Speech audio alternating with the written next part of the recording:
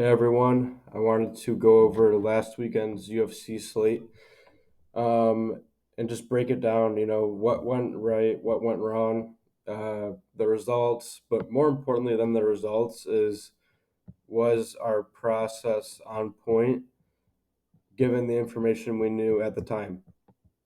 This is not going to be, a hindsight bias.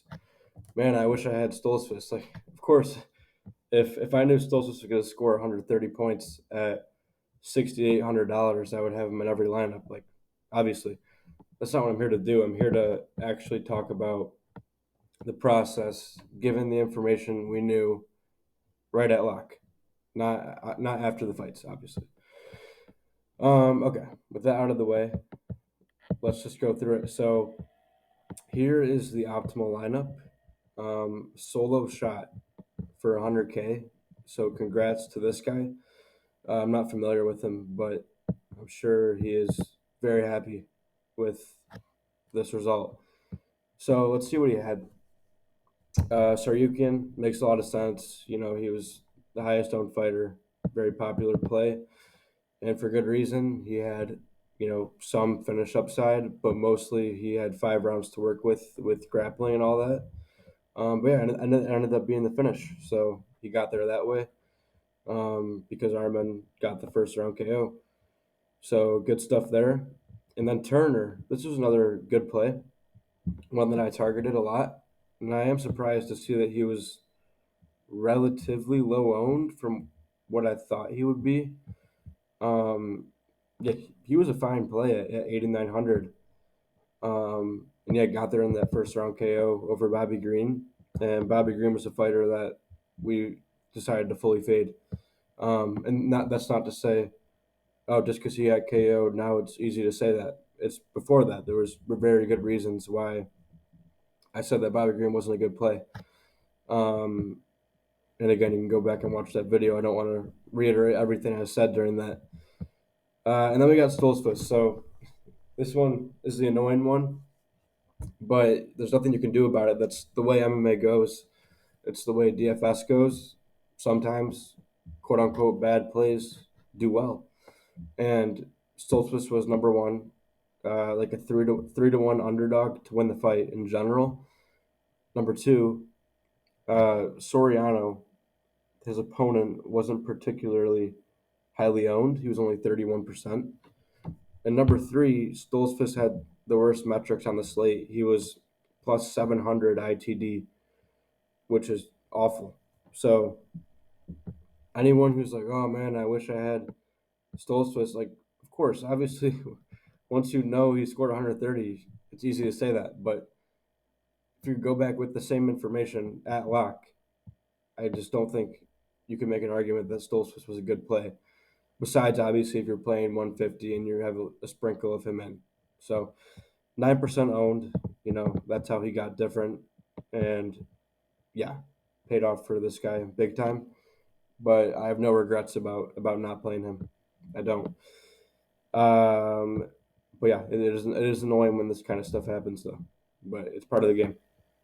Then we have Misha Tate. Now she was a fighter that was kind of in the outer range of my pool earlier in the week. But then as soon as the Garcia and Costa fight got canceled, she was someone that immediately went in there because she had some win equity. She was like plus 120 to win with maybe a sliver of takedown upside. That was going to be good enough for me.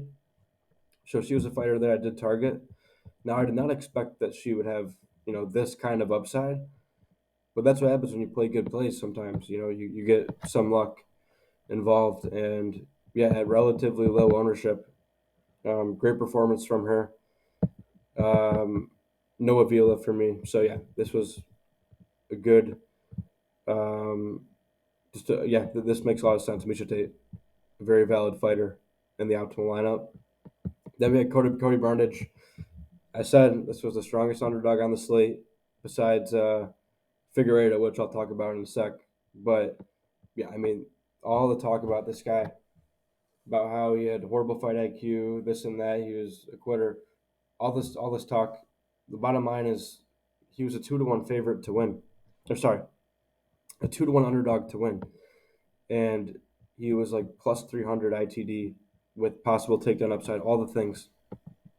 And you're 6,900. He was, you know, like I said, the best underdog on the slate in terms of pricing and all the other stuff and leverage over Reese and all that. So yeah, he gets it done at 19% ownership, puts up 100 plus. Great win from him, and yeah, I'm happy we identified that as a good play. Not to say that Reese wasn't a good play as well. I had some of him too, but I'm glad we got Brundage in our underdog pool. And yeah, nothing to say besides that. And then Bellato, this is one of the obvious ones, pretty much similar to Saryukian. I mean, anyone could have told you that Bellato and Saryukian were good plays. So nothing to really brag about here about having him in our pool. But yeah, good comeback win from him. He ended up getting the optimal. And Poteria was close to making it another huge underdog winning on this card. And if that happened, that would have been, even more annoying. But again, I wouldn't have been that upset.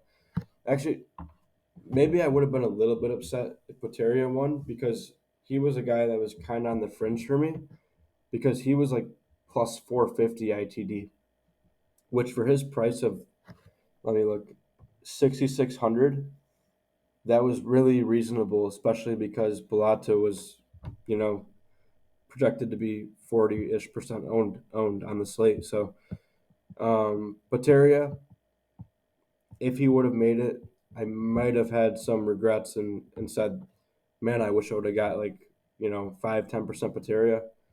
But I decided to take the chance because, Bellato was an elite play and I don't play 150 max, so I don't have a lot of room to waste on these kind of long shot guys. So I like to make my player pool like as tight as I can. Yeah, so out of the players we identified, so we had Turner, Saryukin, Tate, Brundage, Bellato. We did not have Stoltzfus.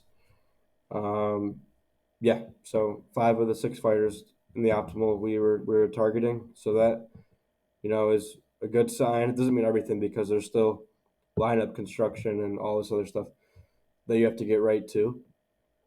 But just from that standpoint, 5 of 6 in the optimal is a decent job. Um, and the other things I want to talk about is just these other fighters. So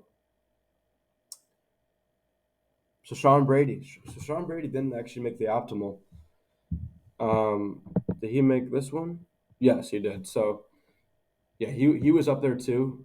And yeah, I had him identified as a good GPP play. The only thing I'm a bit mad about this fight is I was a little bit ahead on Gastelum. I really did like Gastelum in this spot. I thought he could very well outscore all the fighters in that range, Selecki, Close, Brady. I thought that Gastelum could outscore all of them, and I believe he was the lowest owned in that range. Yeah, so him and Close were around 23%.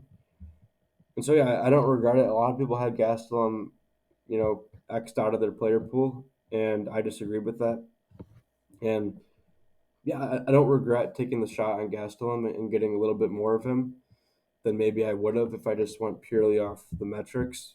But it was a bit unfortunate. Like it would have been a little bit better for me if Gastelum won, but there was no major loss with Brady because I still had him in a large amount of my lineups. And then from there, oh, and the other thing I wanted to talk about was Dariush. Man, I I vouched for Dariush last week. I said the line should be a lot closer. Dariush is going to make this fight very competitive, and yeah, I was dead wrong. But again, the way I play, I really do like to take stands and use my own opinions. And I'm not right all the time, but when I'm right, and my player pool is as tight as it is, I'm going to be set up in a position to do very well. And so I'm not going to stop, inserting my own opinions on, maybe 1 to 2 things per card. That's just how I play. That's how I've had success in the past. But it was unfortunate to see that Dariush, not only lost, but lost without having any type of floor. He scored like 1 point, yeah. So that was unfortunate. The Gastelum, wish he would have won, but it was fine that Brady won, like I said. And then from there, Figueiredo, as the major chalk underdog, he didn't really make it in any of the top lineups, which is weird because he had a lot of takedowns. Yeah, he had 4 takedowns, but it's just that he wasn't active with them. He didn't do a lot on the ground with them as far as keeping Font down or landing, a lot of strikes. So that was a bit unfortunate, but I mean, I don't regret it. He was, besides Brundage, the second best underdog on the slate, if not like right up there with like the safest underdog on the slate because Figueredo also had a good floor. So yeah, no regrets, but a bit unfortunate that Figueredo didn't really reach that ceiling that many people thought he had. Um, and then Gooden, another easy pick. No Turman for me. He just nothing stuck out about him, and Gooden was just kind of a good underdog. Like he wasn't anything special. Don't get me wrong, but his metrics showed that he was good enough at 7,200 to get there, and he did. He got 98 points. Great win from him. Rock determined at the start of the second, finished him off with a rear naked choke, and yeah, that was awesome. Another guy we had in our pool, and then the last thing, Silva. I played as well at lower ownership. He didn't get there, but that's all right. It's nothing wrong with that. And then Soriano, obviously, he really blew it. But like I said, what can you do? I still wouldn't have played Stoltzfus if I could go back and do it again, knowing what I knew at the time of lock. Jakar Close. If I was playing 150, I would have gotten to Jakar Close. But I just couldn't do it in my, with my field of lineups, which is usually around 20. I couldn't do it. But yeah, great win from him. Selecki also looked good for the short time that the fight lasted. Um, but yeah, I would have gotten to some close if I would have done 150. So I'm kind of happy that my fringy fighters, you know, did decently well. I had no Clegida for the Silva fight as well, so nothing there that I really regret. Um, yeah, the Silva fight was just kind of a dud DFS wise, and there's what it is. Silva had like fine metrics to get there, and so you just got to include him in your player pool, especially at lower ownership compared to the rest of the guys in that 9K range. And I think that's it, really. Um, Rob Font obviously didn't get near him, especially with 20 lineups that I'm playing. I had a bit of Horth because there was, just a lack of fighters that I could get to. With like my player pool got almost too tight that I had to add one more fighter, and so it was between Avila, Font, and Horth, and I decided to go with Horth because she had the most win equity and a similar ITD line as the other two fighters and a lower salary. So I decided to go with her. Yeah, kind of unfortunate. She not only lost as a 2-1 favorite, but obviously didn't score well because of that. And also, if she had won, also wouldn't have scored well. So that's a bit annoying. But what can you do? But okay, after all of that rambling, uh, I hope that recap made sense. There's nothing I'm really too mad about this card. Like the Stoltzfus thing, once again, it's like, what can you do? I wouldn't change anything if I could go back.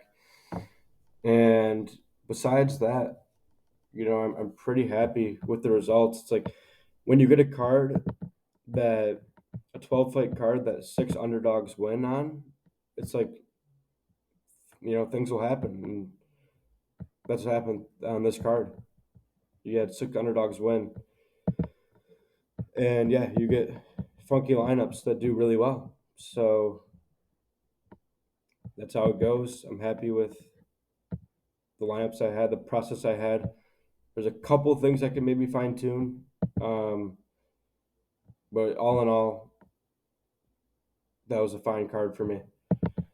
And then the next card, we got Sonny Don versus Chris Gutierrez. So I'll break that down on Wednesday, and then I'm going to try to do it on Saturday again, right before lock, so that I can give you guys like the updated thoughts, because things do change between that Wednesday and Saturday. Fights get canceled, lines move, all this stuff. So I want to make a video on Wednesday and Saturday for this card. So stay tuned for that. And yeah, if you guys have any questions, please leave a comment or email me. I'll leave my email in the description. And that's it. See you guys on Wednesday.